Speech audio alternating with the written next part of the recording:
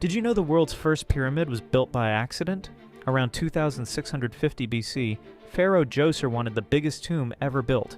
He hired a brilliant architect named Imhotep to make it happen.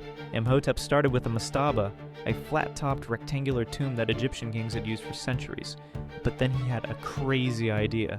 What if he stacked another mastaba on top, and then another? He kept going until he had 6 mastabas stacked like building blocks, creating something the world had never seen, a step pyramid reaching toward the heavens.